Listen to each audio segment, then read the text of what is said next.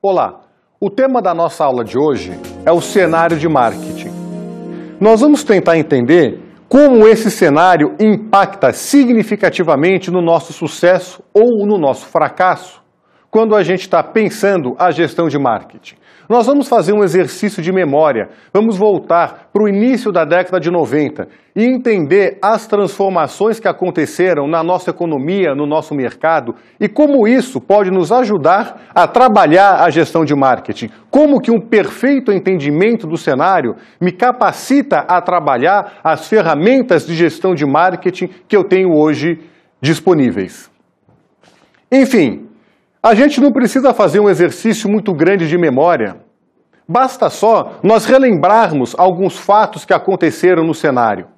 Você deve se lembrar que durante a década de 80 no Brasil, nós tínhamos uma coisa chamada reserva de mercado. Pois é, praticamente nenhum produto importado poderia chegar aqui no Brasil se não tivesse que pagar um montão de imposto de importação. Depois chegou o presidente Collor. A coisa mudou drasticamente de figura. E ele disse o seguinte: o nosso mercado não é mais restrito pelas nossas fronteiras. O nosso mercado não são mais os 8.511.965 km² do território brasileiro. O nosso mercado passa a ser agora o mundo inteiro. E é nesse contexto novo, nesse contexto altamente competitivo, que nós somos chamados a trazer resultado, que as organizações passam a tentar entender melhor como essas necessidades e desejos do seu público-alvo podem ser atendidas. Vamos fazer um exercício então de memória? Durante a década de 90, nós tínhamos poucas opções de produtos, nós tínhamos poucas opções de serviço. Eu quero abordar com vocês agora o histórico de cenário de marketing, as transformações de mercado. Profundas essas transformações que aconteceram no nosso mercado, na nossa economia. Você provavelmente deve ter sido impactado por alguma delas. Enfim, ou porque você trabalhava em uma organização ou trabalha em uma empresa que tem aí a obrigação, a necessidade de estar agregando valor ao seu público-alvo, ou porque você é um consumidor final ou um cliente que busca o que o mercado tem hoje a oferecer. Vamos falar um pouquinho do perfil do cliente, do perfil dos clientes naquela época. Nós, como clientes naquela época, éramos pessoas que não tínhamos opções. Nós éramos obrigados a comprar uma série de produtos formatados, prontos. As empresas não se preocupavam com as nossas necessidades, não se preocupavam com os nossos desejos. Hoje está tudo diferente. Hoje, o consumidor é igual uma mosca de padaria, está sempre pulando de bolo em bolo, atrás do mais doce, atrás, às vezes, do mais sofisticado, do mais caro, do mais barato. Depende da percepção de valor que você tem e das necessidades e desejos que você busca ser atendidas por esses produtos ou serviços. Enfim, naquela época, em princípios dos anos 90, o que acontecia? Você provavelmente tinha lá um Voyage com afogador, com carburador. Pois é, isso hoje não existe mais. E sabe qual era o mais grave dessa situação? Nós pagávamos ágio para ter um carro como esse. Nós não tínhamos opções, nós não éramos informados como somos hoje. Hoje o consumidor ele é muito mais crítico, muito mais chato, entre aspas, porque a gente tem um mundo de opções batendo à nossa porta. Enfim, esse é o nosso perfil hoje, crítico, inteligente, informado, e as empresas necessariamente precisam trilhar esse caminho se elas quiserem se dar bem nesse nosso mercado cada vez mais competitivo. Aliás, a palavra competitividade deixou de ser uma palavra que a gente só conhecia no dicionário, morava na teoria. A partir daquela época, de 90 em diante, a competitividade passou a ser real no mercado brasileiro. Vamos falar um pouquinho sobre variedade de produtos e serviços. Naquela época, nós tínhamos no nosso país somente 4 grandes montadoras fabricando carros. Nós tínhamos a GM, nós tínhamos a Volkswagen, nós tínhamos a Ford e nós tínhamos a Fiat. Hoje está tudo mudado. Hoje a gente tem uma profusão de montadoras fabricando carros no nosso país. Nós temos na região metropolitana de Curitiba a fábrica da Audi.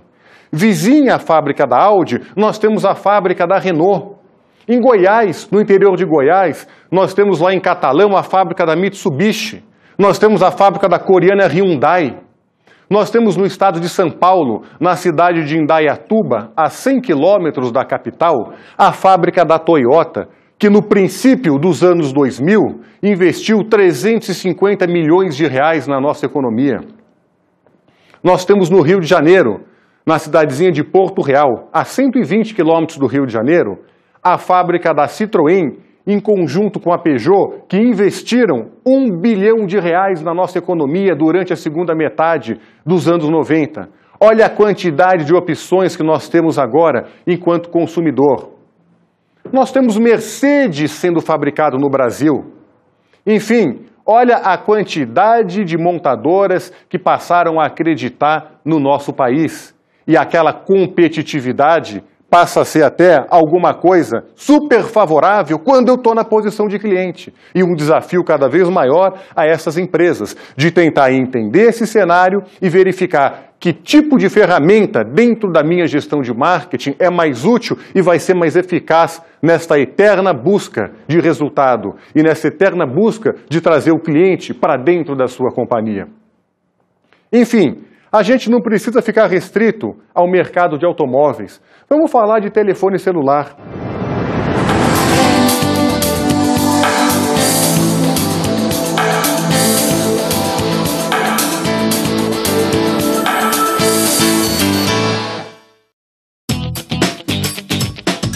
Toda a sociedade busca maneiras mais ágeis de se comunicar. Por meio de mensageiros, Roma recebia mensagens de qualquer ponto do Império em, no máximo, 2 dias. Séculos mais tarde, a invenção do rádio permitiu o envio de mensagens sem o deslocamento de pessoas. Hoje, a telefonia móvel faz com que a transmissão de dados dobre a cada 30 meses, ou seja, a capacidade de enviar voz e dados pelo ar já aumentou 1 trilhão de vezes desde a invenção do celular. A primeira geração começou no final da década de 70, com celulares analógicos que transmitiam apenas a voz e com velocidades baixíssimas de 9,6 kb por segundo. A segunda geração aumentou em mais de 40 vezes essa velocidade. Iniciada em 91, começou a utilizar a tecnologia digital. Houve então uma melhoria significativa na qualidade, que permitiu serviços como identificador de chamadas, mensagens de texto e recados na caixa postal. A terceira geração surgiu com troca de dados muito mais veloz e vários outros recursos, como imagens coloridas, interfaces multimídia, internet realmente navegável, m-commerce e câmeras embutidas. Essa nova volatilidade da informação, o desafio do profissional de marketing é cada vez mais crescente. Você lembra quando a telefonia móvel chegou ao Brasil? Pois é, de novo, princípio da década de 90. Em 1992, no estado do Rio de Janeiro, chegou a telefonia móvel no país. Em São Paulo, por exemplo, 1 ano e meio depois, os paulistas tiveram acesso ao telefone celular no segundo semestre de 1993. E naquela época, as estatais vendiam telefone celular, vendiam um aparelho chamado PT-550 da Motorola. A Motorola, então líder de mercado na época, vendia um aparelho por aproximadamente $1.000, $1.500 até $2.000. Você comprava um aparelho chamado PT-550. Você deve lembrar disso. O grande diferencial daquele aparelho é que ele vibrava. Se você não quisesse comprar um PT-550, poderia comprar à época um Fujitsu. Ele também vibrava e era um pouquinho menor. Sabe onde nós comprávamos esses aparelhos? Nós comprávamos em grandes cadeias como, por exemplo, o Mapping ou então a Mesbla. Hoje, está tudo mudado. Hoje eu não tenho mais estatal vendendo telefone celular. Eu não tenho mais, quase que não tenho mais, tecnologia analógica de telefone celular. E eu também não tenho mais Mapping e eu não tenho mais Mesbla. Celular, antigamente, era item de desejo. Você comprava um celular, às vezes, por questões de status. Hoje não. Hoje o celular passou a ser um item de necessidade. Se você tiver R$50 disponíveis, você pode tranquilamente manter um telefone celular pré-pago. E mudou drasticamente a forma de oferecer e a forma de a gente enxergar esse mercado. E as empresas agora estão muito mais competitivas. Eu não tenho mais estatal vendendo telefone celular, eu tenho uma competição muito grande entre as montadoras existentes em todos os cantos do país. E bancos, então? Vamos falar um pouquinho do mercado bancário? Naquela época, voltando novamente para o começo dos anos 90, nós tínhamos alguns poucos bancos no Brasil. Ninguém naquela época conhecia um tal de HSBC, um dos maiores bancos europeus. Ninguém naquela época conhecia o ABN AMRO Bank, banco holandês que chegou aqui no Brasil, segunda metade da década de 90, comprou o Banco Real, um dos maiores bancos brasileiros. Ninguém naquela época conhecia o Santander, banco espanhol, 340 bilhões de dólares de ativos no mundo inteiro. Chegou aqui no Brasil, comprou o Banco Geral do Comércio, o Banco Meridional, o Banco Bozano e ainda arrematou o maior banco estadual brasileiro, que é o Banespa. Enfim, e agora nós, de novo, quando a gente veste a nossa roupa de cliente, quando a gente está no papel de cliente, a gente está feliz, a gente tem um montão de opções a nosso favor. Desde 1990, o Código de Defesa do Consumidor chegou para fazer com que as empresas tratassem o consumidor ou colocassem o consumidor aonde ele deveria estar, enfim, no centro das atenções. E as empresas então começaram a perceber que talvez esse seria o caminho mais curto, um atalho para que essas empresas conseguissem obter resultados nesses tempos chamados competitivos. E eu pergunto a vocês, o que a gente faz com isso? Ora, o perfeito entendimento desse cenário me faz ser mais preciso nessa busca de atender necessidade, nessa busca de atender desejo. O cenário está aí.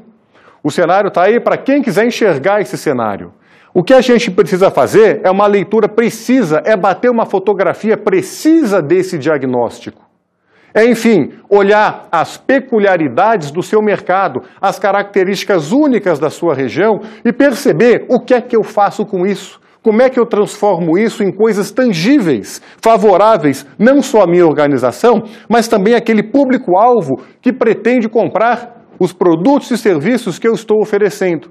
É nesse mundo que a gente às vezes não sabe aonde começa e aonde termina o nosso negócio, até aonde vai as nossas responsabilidades, que a gestão de marketing pode e deve ser construída. Eu quero abordar com vocês agora um tema que eu acho que está um pouco batido. Todo mundo já ouviu falar sobre isso. Todo mundo já deu palpite sobre isso. A tal da globalização. Pois é, você deve estar pensando, puxa vida, eu não aguento mais ouvir falar sobre globalização. Mas a realidade é a seguinte, nós temos algumas posturas em relação a essa globalização.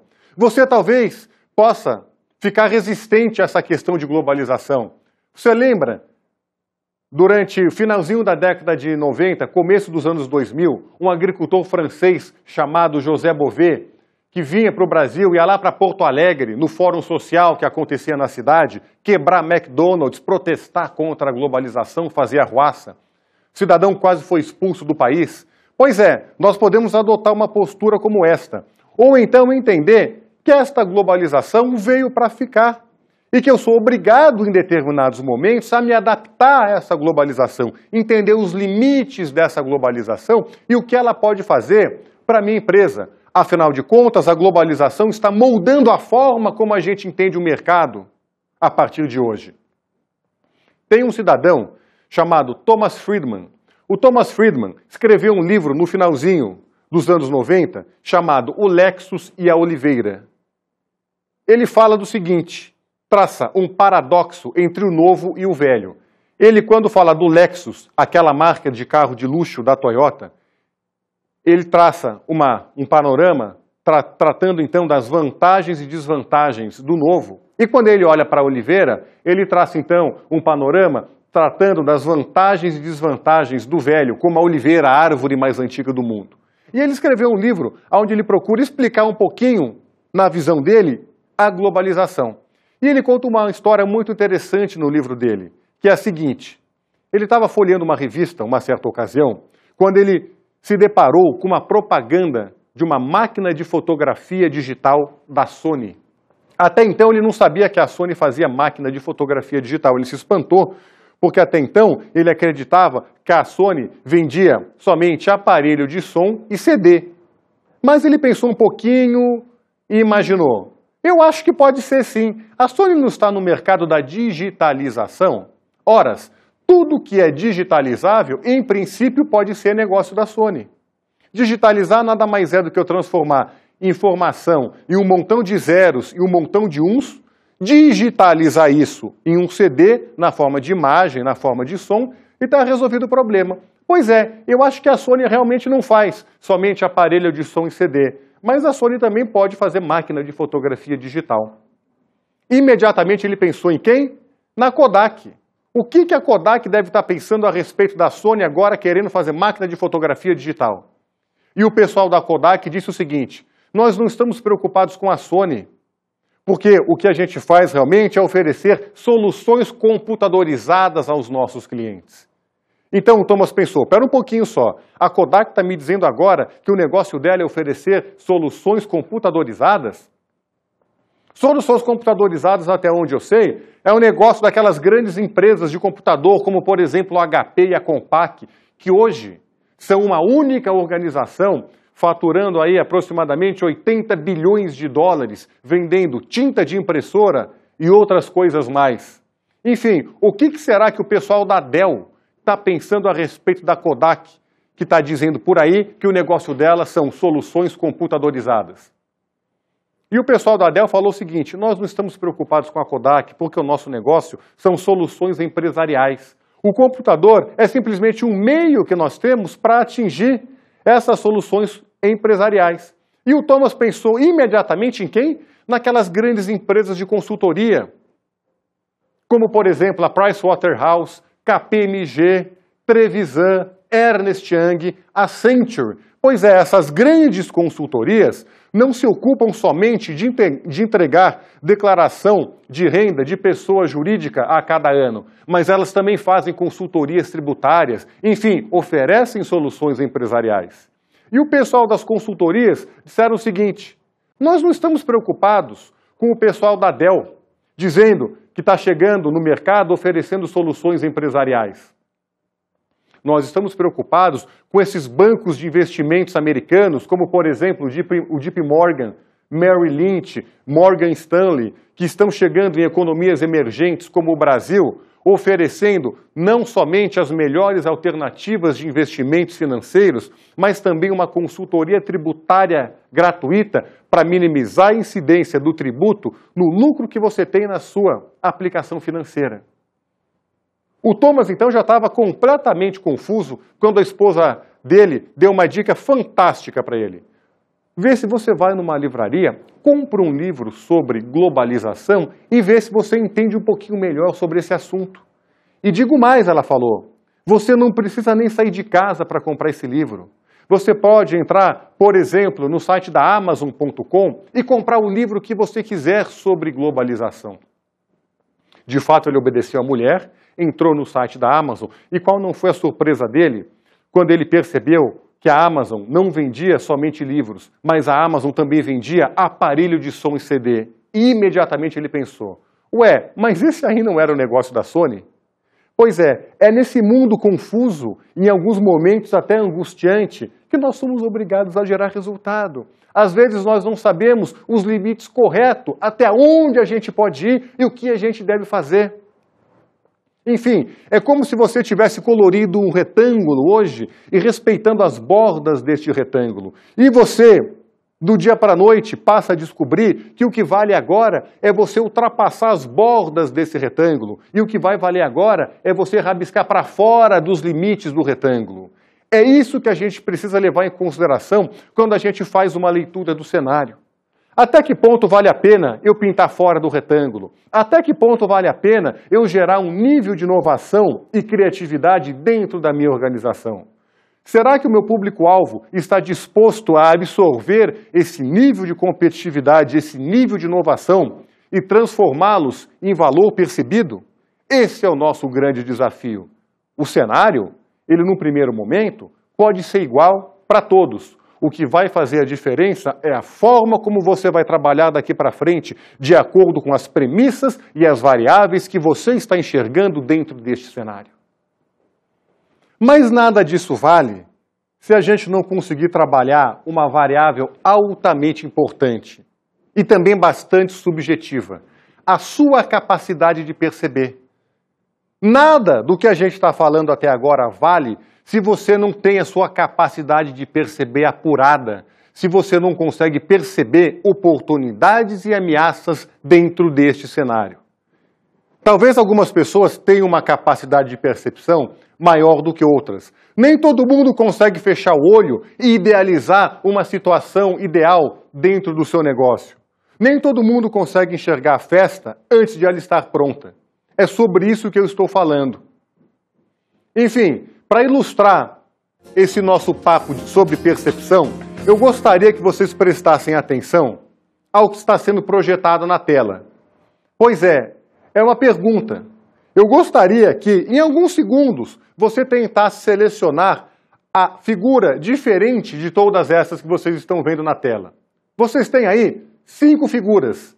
Por favor, faça um exercício rapidinho de percepção e tenta identificar dessas 5 figuras a diferente de todas as outras. Para pensar, analisa com cuidado.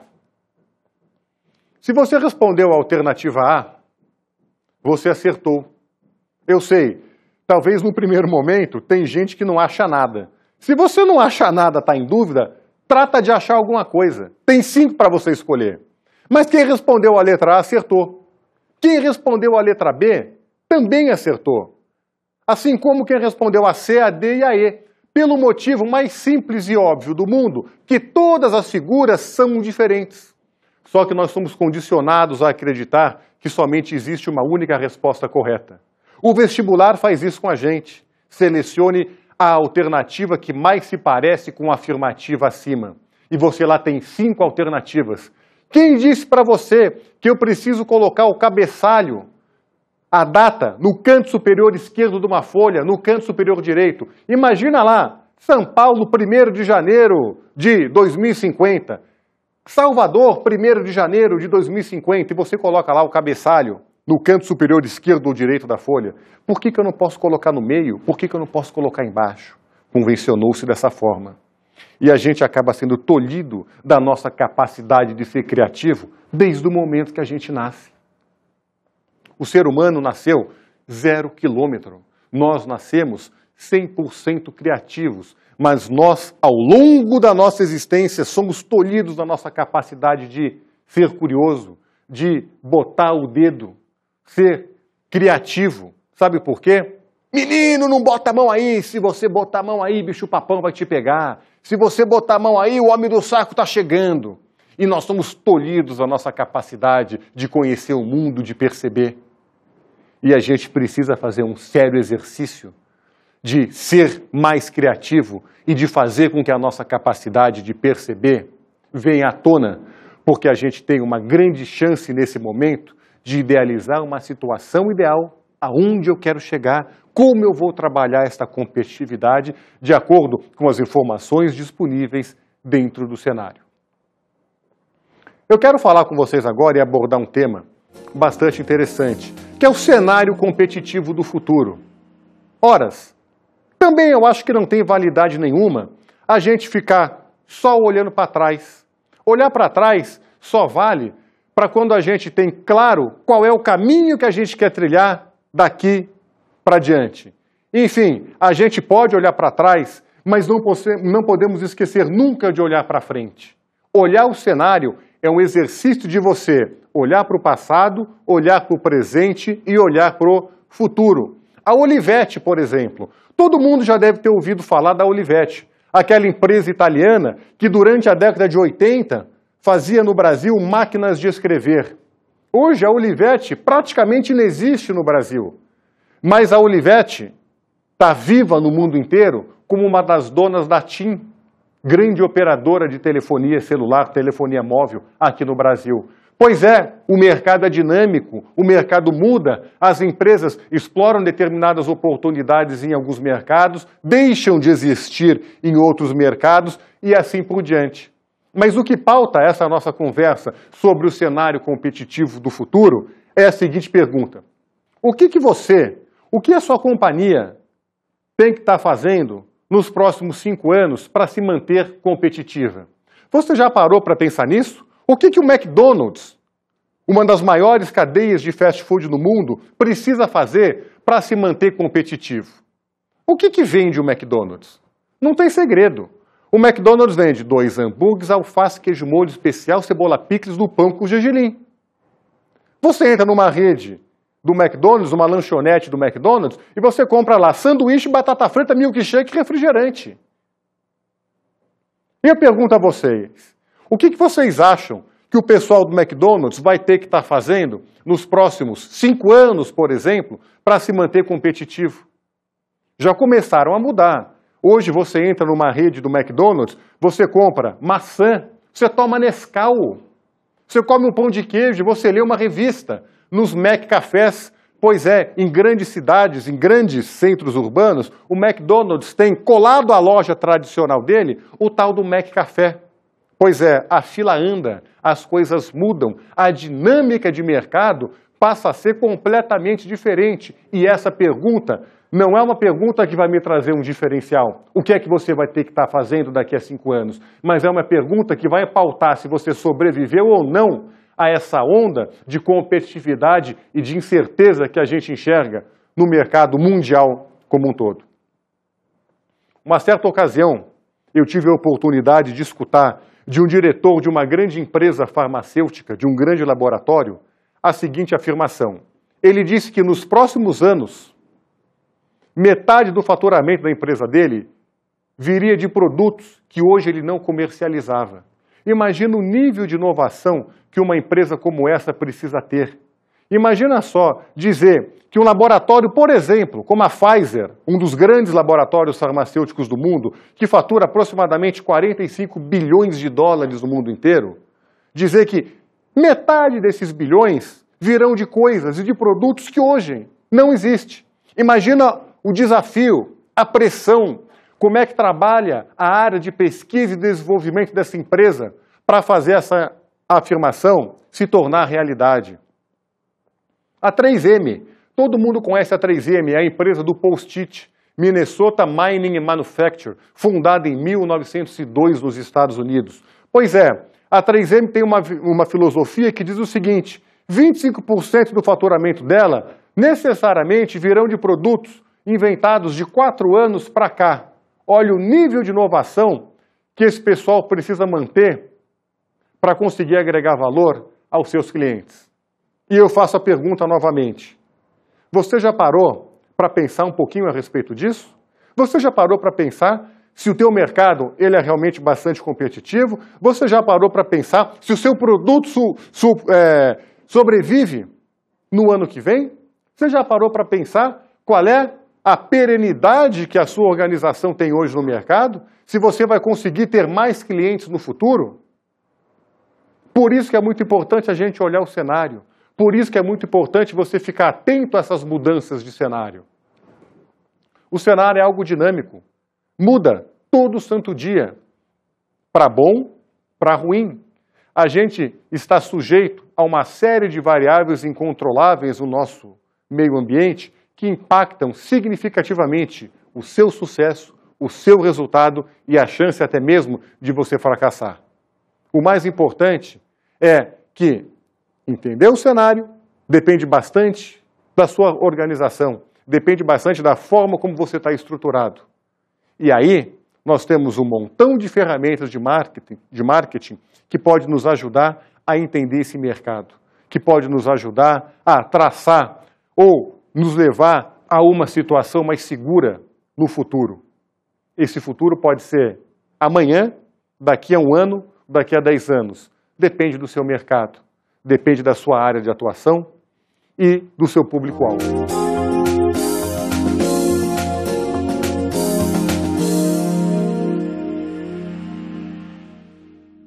Como dica de hoje, nós temos o livro O Lex e a Oliveira, do Thomas Friedman, da editora Objetiva.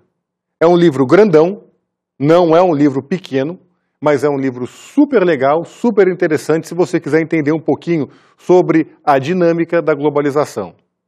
E um outro livro, chamado Um Toque na Cuca, do Roger von Oisch, é um livro da editora Cultura que fala bastante sobre essa questão de criatividade. Inclusive tem vários exercícios práticos para que a gente possa praticar a criatividade e talvez melhorá-la um pouquinho.